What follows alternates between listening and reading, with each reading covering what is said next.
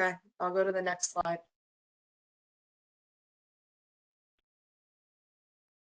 All right, everyone. Well, again, welcome to office hours. Sorry for the delay in our start today. We're 10 minutes in. March office hours. Hopefully folks are getting on now okay. So we got our normal policy procedures. We are recording now. It will be available on our webpage once we get it up in the coming days. As always, we'll have any questions folks have can ask along the way. We do have our chat function. If folks want to use that and have any questions, feel free. Ask questions along the way as always as well. Policy procedure updates as we normally have, quality management performance, compliance updates, children's program updates, and other topics along the way that we have from Department of Health updates, as well as lead help updates that we have. Next slide, please, Hannah. Want to have a huge welcome. I mentioned last month that we had a couple organizations that were on the verge of becoming fully onboarded. Our first is Changed by Christ. They did complete their onboarding process. They are with us now onboarded. So welcome very much to our program, the Health Home program. They are in Clinton County and out of Plattsburgh. So we want to welcome them, and they are one of the 25 organizations that are now in our network. And they started accepting folks into their program as of this last month. So welcome aboard, Changed by Christ. Yeah. Yeah, I'm very excited for them. So next organization, Step by Step, they're out of St. Lawrence County. And as I mentioned before, last month, Changed by Christ is serving adults, and Step by Step as well as serving adults. They're out of St. Lawrence County. They just completed their orientation process as well for onboarding, and they will be starting as of April 1st to enroll folks into their programming in St. Lawrence County. So very excited to have them on board. So welcome, Step by Step. Yes, so very, very much happy to have them on board. So 2 new organizations. So now we're up to 25 organizations in our network. We have a couple more, as I have noted at the end of the deck, that are in process that are very close to being onboarded as well. So we'll be adding a couple more agencies in the coming months to the network. Policies and procedures. We have a number again that we're going to be touching on this month. So I'll be turning it over to Jessica next. Jess? Hi, you can hear me, right? Yeah. Yes. Okay. Okay, so today we're going to be reviewing billing policy, the Children's Core Services and Billing Policy, conflict-free case management, complaints, care transitions, HARP oversight, Health Home Plus for FMI, and incident reporting. A lot of those are just going to be annual review, so there's not going to be a whole lot of new content there. We do have some upcoming policies that are going to be new. The SPOA and High Fidelity WRAP HCBS referral process. That is a new policy that will be coming out for children. The transfer process between OPWDD and the DOH waiver. So if they're an HCBS youth with Health Home and they're transferring between waivers, there's been an update to that policy. It just was refined to be a little bit clearer and easier to follow for the process, but really the process isn't changing. High Fidelity WRAP eligibility requirements. So as you all know, as you have been in the UAF doing your CAMs, you're seeing that node that references High Fidelity WRAP. So we're going to be talking about eligibility for that. And then Health Home Plus for HIV is due for its annual review. So we'll be reviewing those either next month or the month after. You can go to the next slide.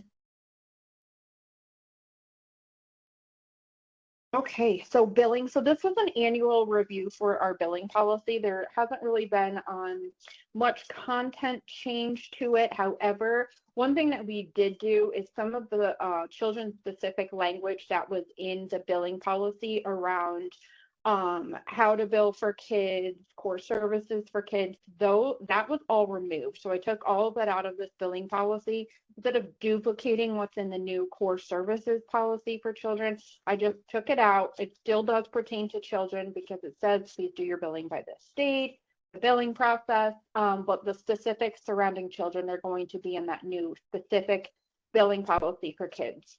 The other thing is that there was an update to the Health Home Plus documentation guidance that was sent out, I want to say like 2 months ago. And basically it just really calls out diligent search efforts for the AOT population. It's not anything different than you already do for your AOT population, so there's no change to that. The one thing it did do was solidify, now that we have that enhanced AOT rate that will be coming to us for one, that you'll now be able to bill down at that 1853 rate code when you do your diligent search, which has to be conducted for your AOT population. So there's no change to anything that you do for your AOT population, how you conduct diligent search, everything that you have to follow for the LGU. It just solidifies that that 1876 rate code you're not going to get for DSC, you're going to get that 1853 rate code.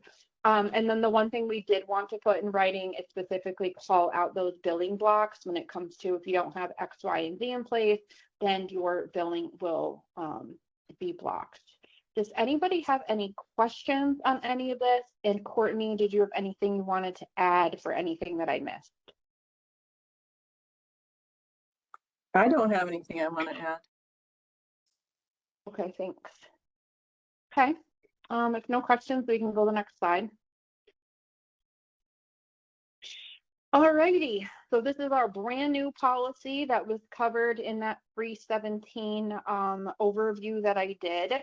This is going to be effective for 4/1. There is a slash missing there. So the new CBQ will go live on 4/1. So come 4/1, if you go to do a children's billing questionnaire, it's not going to be under assessments. It's going to be in the bottom left-hand corner of the screen where you go to complete your additional assessments. So make sure that you're come 4/1 and after you're looking for the new CBQ in the correct space. So this is all covered in that 317 training, and I did send out this finalized policy directly to all of the supervisors for children, so you guys should have a copy of it. So our lower standard acuity group, you're going to be receiving 2 core services per month, 1 in person per quarter, and your telehealth is allowable for that 1 quarterly in person. Then you're going to have an initial and an annual interdisciplinary team meeting. For the early development and intensive group, you're going to have 2 core services per month, 1 of which is going to be in person. And telehealth is allowable for your monthly in person no more than 2 times per quarter. So realistically, every 3 months, you have to see them in person if they choose to waive those in-person visits and move. So you have to do it quarterly. And then you're going to have an initial and an annual interdisciplinary team meeting that is different than what was presented on the 17th. We've had a policy update since the 17th. They have lowered the requirements for interdisciplinary team meetings. So that old medium rate group, you are going to be an initial and an annual team meeting. For our complex kiddos, you're going to get 3 core services per month, 2 of which are going to be in-person member contacts. Telehealth is allowable for one of the 2 in-person contacts. And for these folks, you're now going to have an initial interdisciplinary team meeting and then 1 every 6 months. So this also changed to an initial and now every 6 months as opposed to quarterly, which they initially proposed. I can go to the next slide. Sorry. Okay. Telehealth, I just want to remind everybody, she went 1 too far. Telehealth is an audio visual contact. So you have to be able to see the member and talk to the member. The modality that happens is going to be at the preference of the members that you're working with, the families, and what you have access to for technology. So just keep that in mind as you move forward. Also, anytime you have a telehealth contact, we want to make sure that it's not for the convenience of the care manager and it was at the request of the member of the caregiver. So when you go to write your note, if it's supposed to be an in-person visit and you conducted a telehealth contact in lieu of that in person, that you're noting that it was request of the family or caregiver. Also a new thing that we will have that we've never had before, if you do not meet the minimum core services, you're going to be able to quote unquote bill down at a lower rate. So that's something that is new to the children's world. Before it was all or nothing. And now we're able to bill down to a lower rate. One thing that is super important to make sure that all of your care managers are aware of, that all of your billing needs to be completed by the 31st of March. If it is not completed by the 31st of March, you are going to run the risk of not being able to get paid unless you're 100% sure that come 4/1 you meet the new billing rules, or if you've conducted telehealth and you've been waiting to bill. You want to make sure that your billing is completed by 3/31 because 4/1 goes live of the new CBQ and it goes live of the new billing rules. Did anybody have any questions on this policy? Jessica, I have a Yeah. question that someone might want to know the answer to. If they do not complete their billing by 3/31 and they say they do it on the first week of April, will they be able, they were not going to be able to bill for the March? Or they will? They will not be able to bill for March unless their billable contact met the minimum core services under the new billing rules. So you might be able to partially get paid because you met some of the requirements, but you're not going to be able to bill potentially at your regular rate. Okay, so they would still, they would have to go into where the CBQs are now. Yeah, so for all of March by 3/31, you're Yep. going under the assessments tab, completing the CBQ there. Come Yep, starting 4/1, yeah, It's a new 4/1, spot. you're gonna go into the new CBQ spot, correct? Okay, I just wanted to confirm. Thanks. Yep. All right, if you have any questions on that, obviously you guys can reach out to Courtney or myself. And hopefully we will get an answer for you. Okay, so next slide. Next slide, conflict-free case management. This is only applicable to those CMAs out there that serve children who are enrolled in HCBS waiver and who also have HCBS services at their CMAs. So there's no change to this policy. Everybody got me their internal policy, so we're good to go there. So thank you for that. I just want to thank everybody for being responsive to my request. I appreciate it. We'll go to the next slide. Next, we have complaints. There is no update to our complaint policy. Everything is as it regularly was. There is the complaint number, so they can go to you. If they have a complaint they would like to discuss, they can also reach out to the health home. We will then follow up with that member who would like to file a complaint. They can also go straight to DOH to file their complaints, and DOH will come back to us. So there's a couple of different ways that they can discuss their complaints if they were to have one. If they come directly to us or if they go to DOH and we get a complaint, we will follow up with the member and then we will reach out to you guys just to let you know this is what came in, this is what the complaint was, and then we will follow up on next steps because each situation will be different. Taylor, did you have anything you wanted to add there? Nope, I don't. Thanks. Okay, perfect. All right, next we're going to go to HARP oversight. So you can go to the next slide. Alrighty, so this was an annual review for our HARP population. However, we do have some modifications to this policy. One thing I did want to remind everybody is if your member that you get a referral for, if that member is put directly into MAP and then migrated into NextSmart, that subpopulation, that subprogram is going to populate in NextSmart. But if you are having your member directly entered into NetSmart, the care manager is responsible for going in and adding that program.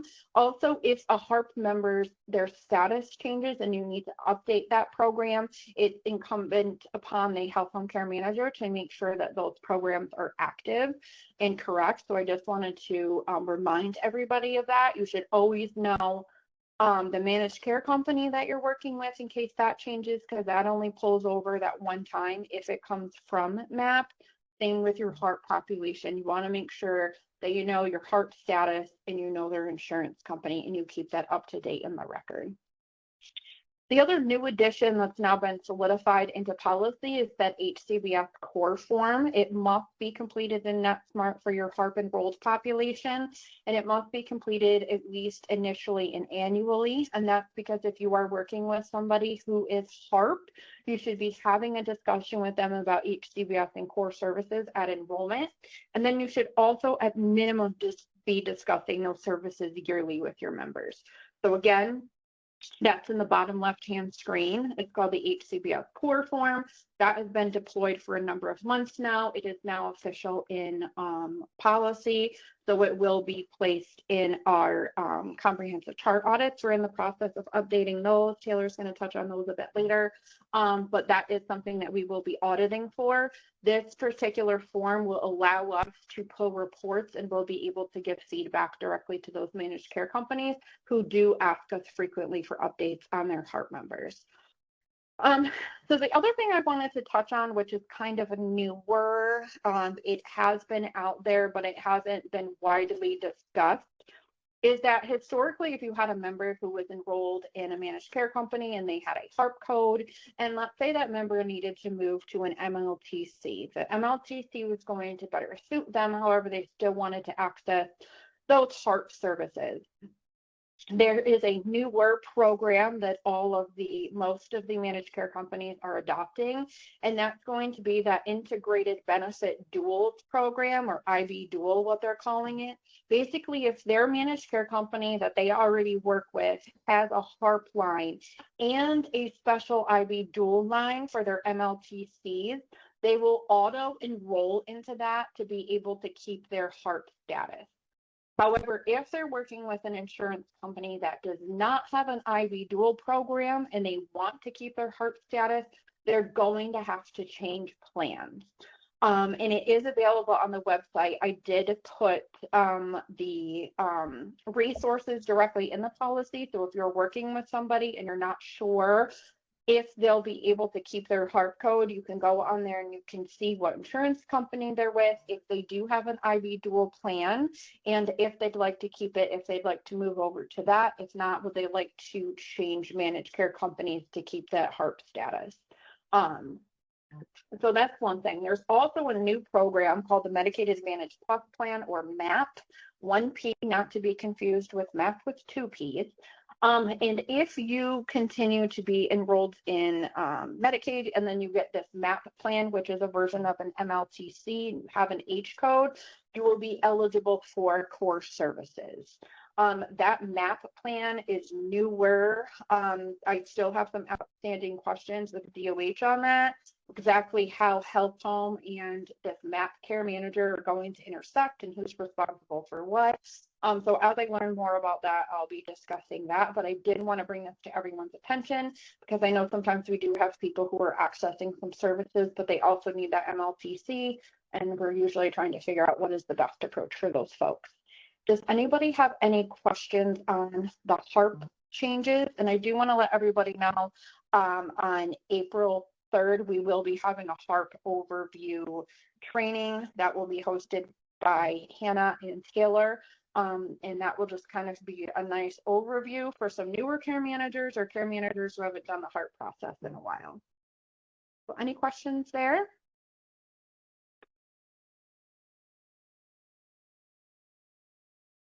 All righty. Moving on to Health Home Plus for SMI and AOT.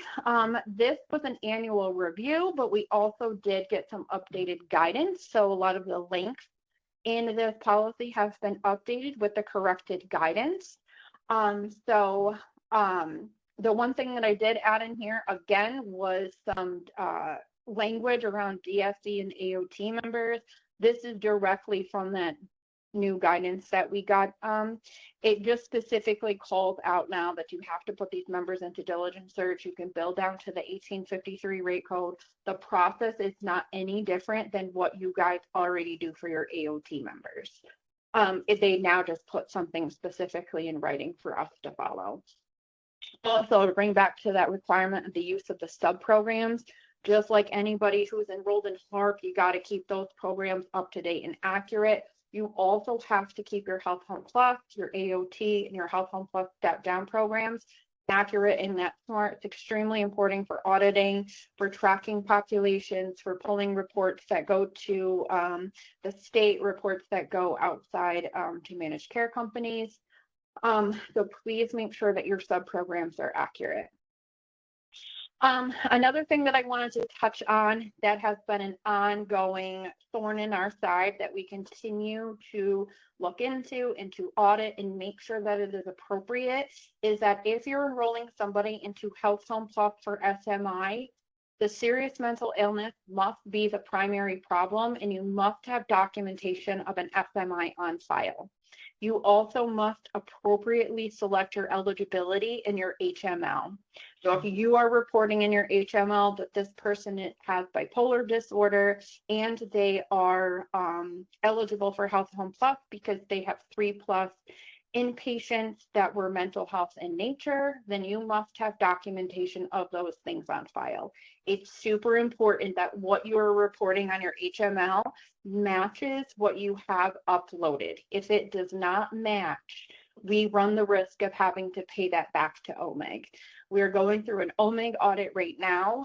They were not specifically looking at our Health Home Plus population. That's not a population they were targeting. However, they have by chance pulled a couple of those records and they have come back to us with a list of things that are quote unquote missing. You guys know this, we've reached out to you for it. The things that they are looking for is what we're reporting in our HML. So it's super important that what you report, even in your CBQ for children, is what you have documentation of uploaded into that member's record. And also when you're filling out your HMLs for SMI, Health Home Plus, that you do not switch the eligibility. It must be the same for all 12 months. So if you have somebody who has 4+ ED visits for mental health and they're homeless, you do not want to be switching back and forth. You just pick one that you have supporting documentation for, then you keep your HML for all 6 months or all 12 months. At the 12-month mark, if they do requalify for Health Home Plus, that's when you potentially would change your eligibility and your response to question 12. Does anybody have any questions on that? And Taylor, did you have anything to add? No, you covered it, Jess. Thank you. Okay. All right, incident reporting and monitoring. This was an annual review. Absolutely no changes to this policy. Continue to report your incidents. If you're not sure if it's an incident, please feel free to reach out to us, ask us, or you can complete the form and send it to us. Worst case scenario, it's not. But our incident reporting is pretty good. We rarely, if ever, find something that was a reportable incident not documented in a record. So you guys are doing an awesome job there. Does anybody have any questions on incidents?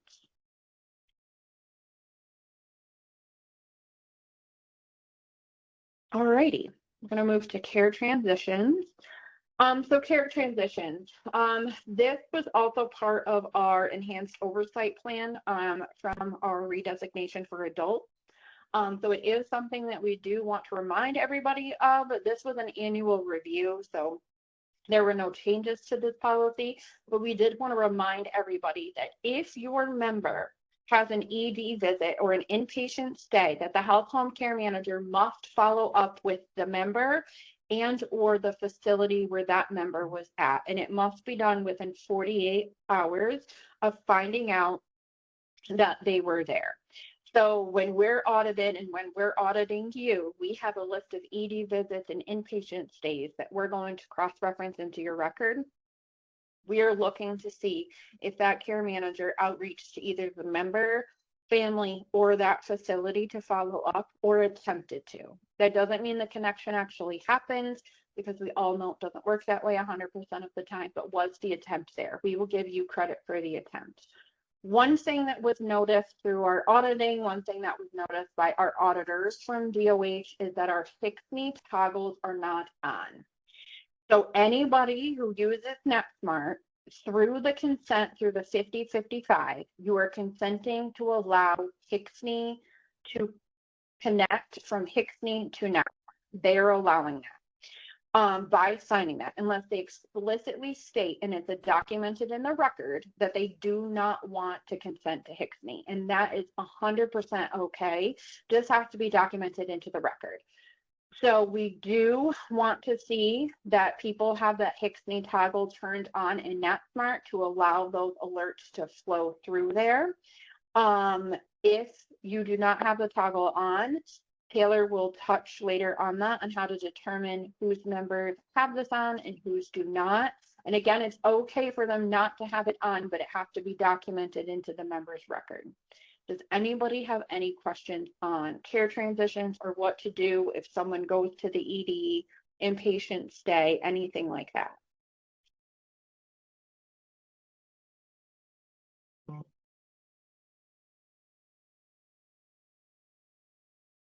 All righty.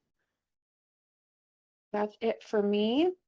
Hannah, I'm just realizing that this is not the most up-to-date deck that you have. I saved it. I don't know which one I sent you.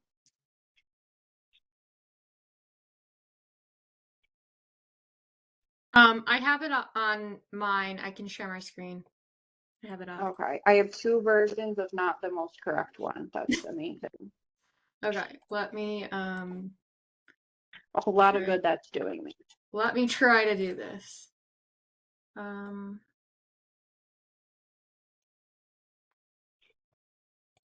Okay, just kidding. I don't think it's letting me do it. Okay, Can't just- share my can't display my shared content.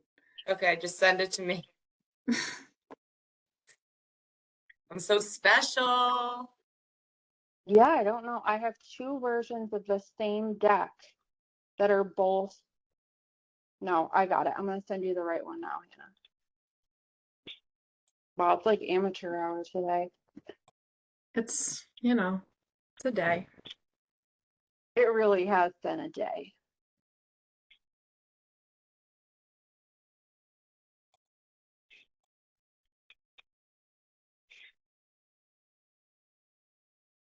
Okay, Hannah, I just sent it.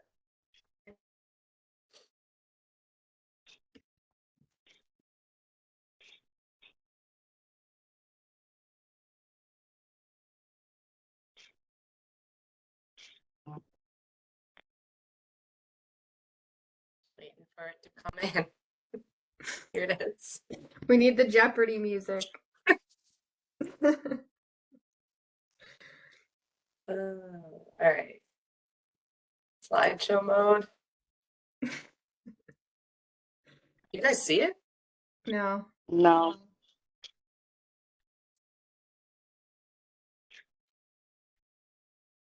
Something's up now. happening. Yeah, it's coming. Something's happened.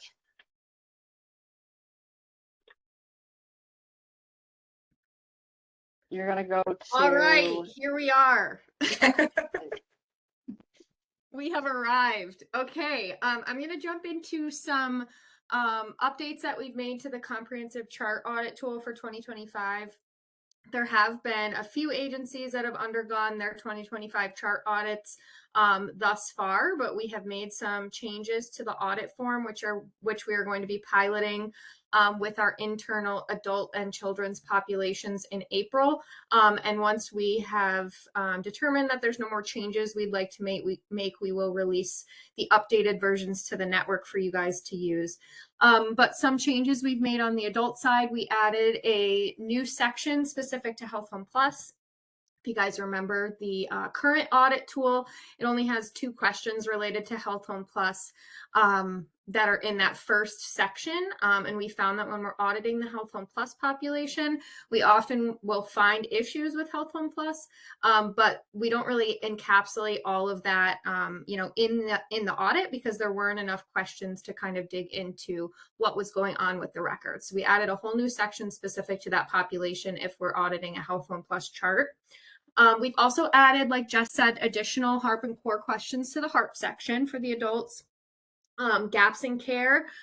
We talked about this last month when we did the gaps in care training. We will be auditing for this and just looking to make sure that folks are closing gaps in care, or there are notes in the record or in that gaps in care section that notate, you know, why the member isn't interested in closing the gap at that time. We're just going to be looking for some movement with those gaps if the member has any in their chart. HCSNE consent, again, like Jess said, we are going to be checking on the audits to make sure that the HCSNE consent is turned on. And if it is not, there is documentation stating that in the record somewhere. And then timelines around enrollment and eligibility documentation, just ensuring that that documentation is in there in a timely fashion. Again, like Jeff said, we are undergoing that OMEG audit, and they are coming back to us and penalizing us for documentation that was submitted or uploaded into the chart after first billing. So we're just looking to make sure that all of that documentation is in there prior to the billing beginning for that member. And then on the kiddo side, we've combined the CANS and comprehensive assessment sections, added questions pertaining to high fidelity RAP, updated the notes section to just be a little bit more, just add a few more questions in there. Added some questions regarding the new core services policy. They're kind of intertwined in that note section, and then also surrounding telehealth. And then on the kiddo side as well, we also added questions around gaps in care, the HCSNE consent, and the timelines around enrollment and the eligibility documentation. Like I said, we will be piloting it this coming month in April. And then once we've determined that there's no more updates that we would like to make, we will send that out to you guys so that you can use it for your own internal auditing as well. Next slide, Hannah. I just wanted to touch on systems access forms. So we've had some feedback from our managed care companies. As you guys know, the plan of care now pulls to MAP. And with that, the care manager's phone number also pulls when the plan of care pulls out of NetSmart and goes into the MAP system. So when the managed care companies are looking at the plan of care, they are looking to sometimes get in contact with the care manager. And when I get the systems access forms, if there's either not a phone number on there, I will put in just the organization's phone number, or sometimes when those forms are submitted to me, just the organization's main line is listed there. We are going to be asking that moving forward, if possible, you guys put the care manager's direct phone number or the main number with the care manager's extension on that activation form, just to make it a little easier for those managed care companies when they're pulling that plan of care information out of there to get in contact with the client's care manager. And then just always a good reminder, I just threw it on here just because we were already talking about it, but ensure that you are sending in those deactivation forms for your staff members that leave your organization in a timely manner. Next slide. Yeah. Oh, Taylor, I was just going to add to that. We're also going to be providing the managed care organizations, the supervisor's contact number as well, so that the MCO care manager can get in touch to the supervisor if they can't access the care manager, just for the ability when they're reaching out to organizations. They've had difficulties reaching care management staff from time to time. So just for coordination efforts to streamline that process, we're going to be listing out the supervisor and the care management numbers to those organizations for the MCOs. So just so that the organizations know that that's going to happen. thanks, Travis. Yep. Next item, like Jess alluded to kind of help you guys clean up this Hixney toggle situation in NetSmart, there is now a report in DataDen. It's been in there for maybe a week or so. You guys may have seen it on that main page. This will give you access to all of your clients, and you'll be able to just quickly at a glance see if they have a blank in the Hixney consent start column, then they do not have that Hixney consent turned on. So you can just quickly reference, see if that's a member that, you know, maybe they didn't want to consent to Hixney. Just make sure that you have it listed in the record there. And then if it's somebody that you do believe should be consented, then you can quickly go into the chart and go ahead and add that Hixney consent in there. So hopefully that'll be nice and easy for you guys to reference that. I will be doing some QA on this. I want to give you guys some time to check this report out and follow up on any consents and clients in there that may need to be added, but I will be pulling this report probably in a month or so and sending it out to you guys either separately from the quality notebooks or on it. I haven't decided yet, but I do want to follow up and ensure that most of these are in there if applicable. So please check this out and go ahead and you know, update as needed. Next slide, Hannah. Oh, thank you. And then this is just something that I wanted to touch on. I did create a note entry report. This is something that may be valuable to supervisors that just want to check in on staff and kind of see where they're at when they're doing their notes. You guys can go in and check this out. This is just where it's located on the under the compliance section of the DataDen navigation menu.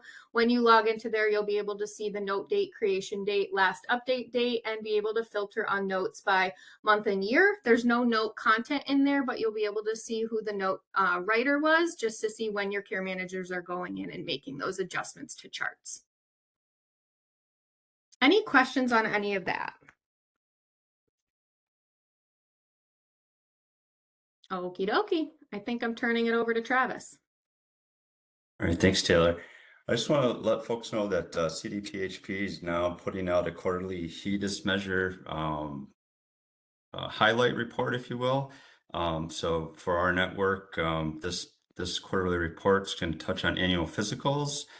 There's an incentive that goes along that for members who have completed their annual physical. It's a $50 incentive, and this is the results of that for the members that have gotten their physicals, and they sent this out. So I'll send out the actual infograph to the network along with the deck today after office hours, just so folks can have that to see it. But each quarter they're going to do a different theme for the healthcare effectiveness data and information set, the HEDIS standard performance measure.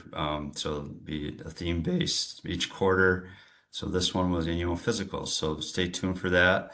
You know, the lion's share of our network is Fidelis for membership for MCOs, but you know, CDPHP, you know, has a little nut for membership, and you know, we want to share that for those folks who have CDPHP. So just want to share that with the network. Next slide, please. Jess, you're back.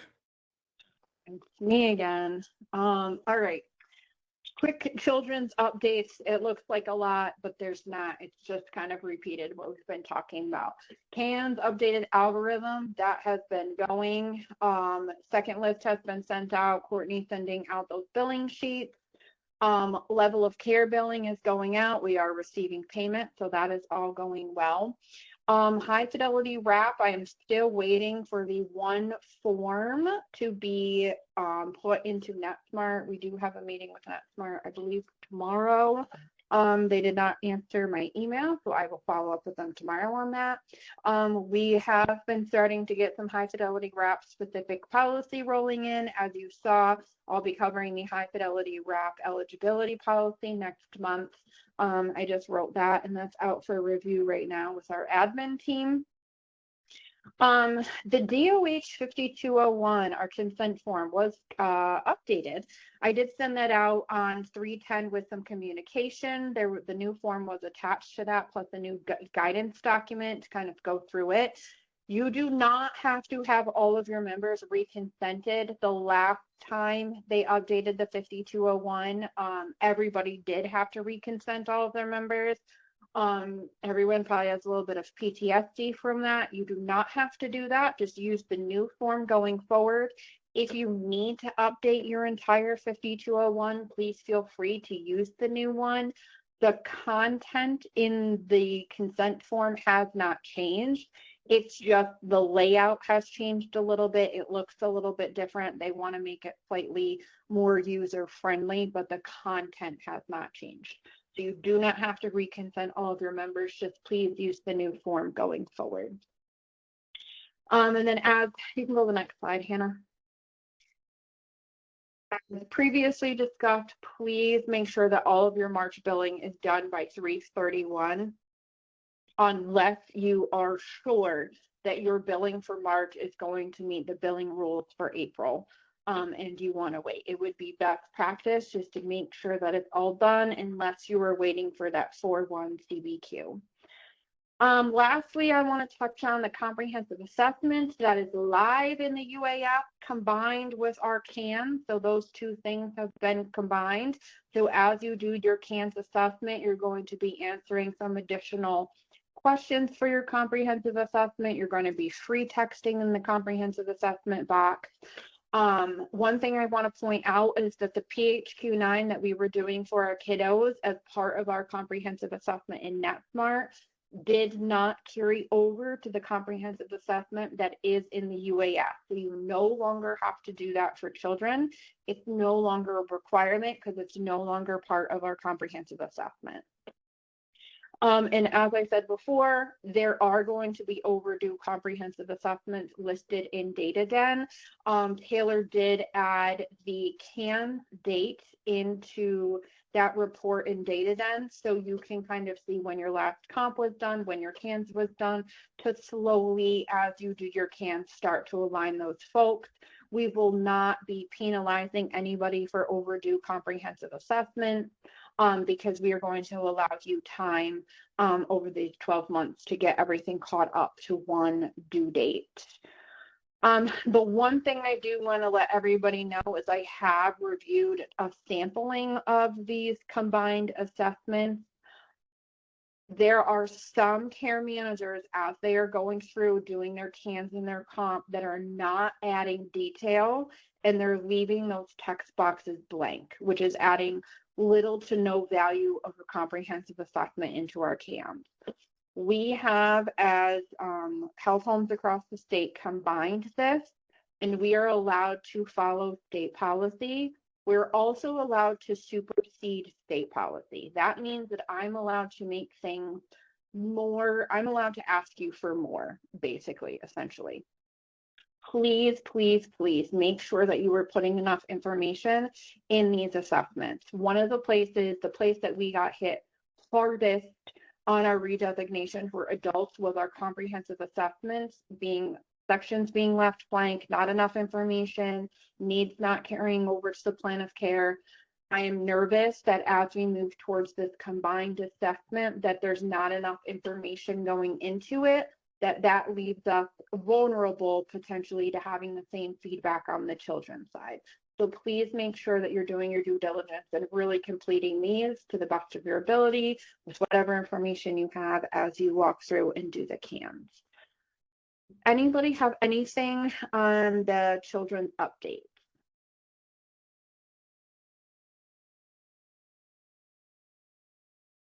All righty, next slide. Upcoming trainings, we have a couple of things that we're going to be reviewing. On the 27th, we have our children's plan of care review. On the 28th, we have an overview of our adults program. So that is just kind of going over kind of soup to nuts all of the adult policies. That's going to be at 8:30. On the 31st, we're going to have our plan of care for adults review. And on the 3rd, we're going to have that HARP overview. All of those have been sent out via Teams, so hopefully we will not have the issues that we had today. The other thing that I wanted to bring up and just mention is that we do have the Health Home Care Management Conference coming up in White Plains on the 14th and the 15th. And scholarships are available for those. If you are a member of the North Country Workforce Collaborative or the Chronic Disease if you're a partner organization of those two grants, you can apply for those, and you must serve members or membership in the below counties or in rural parts of Warren, Washington County. So I just wanted to put that out there. I talked to Victoria. She said she'd still have some space. They are first come, first serve. So the grant will cover you to go. It is first come, first serve. And if you do have any questions, you can contact Victoria and she'll be able to answer for those. But I did want to let you guys know that she still does have about 25 scholarships still available if anybody is interested. And that's all I got today. Thank you, Jessica. And thank you everyone for patience and understanding on our slow start today. And we made it. Taylor, I like that. Did anyone have any questions or anything they wanted to talk about that we didn't cover, or anything that we did cover that you had questions on that you wanted to talk further about?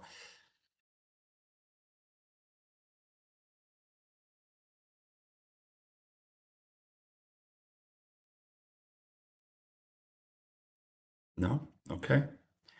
Well, as always, thank you for everything you do. And I hope you all have a good rest of your afternoon, and we will talk with you soon. Have a good one, everyone. Thank you. Take care.